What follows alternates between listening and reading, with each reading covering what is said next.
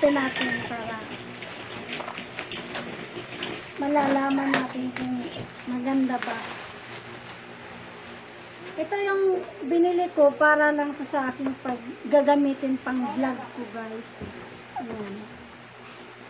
Meron naman akong malaking speaker dito. Super laki talaga.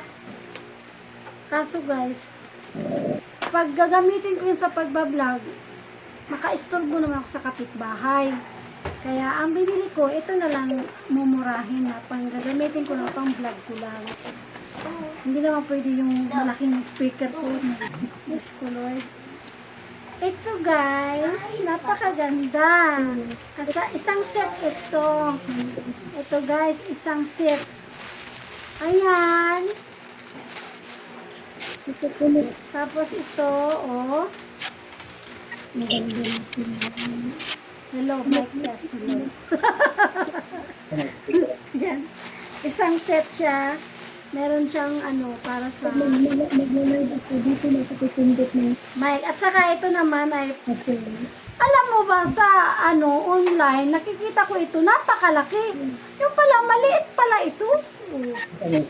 Dito daw mag-a-adjust kung may eco, or lalagyan mo ng eco, or wala. O, diba? O, diba ang ganda, guys? Kailangan kasi makumpleto, guys, ang ating mga kagamitan sa pagbablog. Kasi seryosohin na natin yung ating pagbablog sa YouTube. Sa YouTube, sa Facebook, o diba, guys?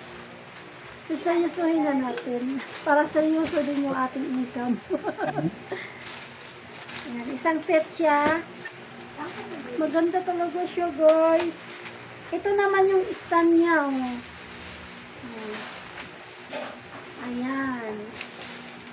Kompleto siya. Nag-ilaw na?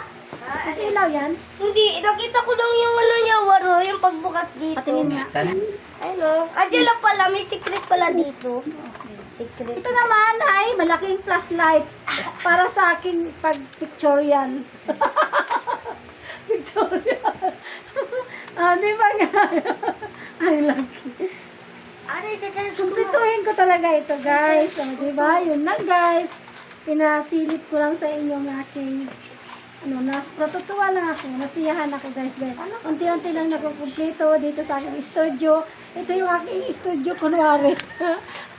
Diba? Ito na yung dito ako magbablog para pag nagla-live ako, walang nahagip na may dumadaan. Kaya nakapix na talaga itong aking guys. Itong sopa ay binili ko talaga para dito talaga ako magbablog. Diba, guys? Mag-o-open na naman tayo ngayon, guys, ng ating parcel, guys, na dumating. Ayan, guys. I-open natin para malalaman natin kung maganda ba. Ito yung binili ko para lang to sa aking gagamitin pang vlog ko, guys. Ayan.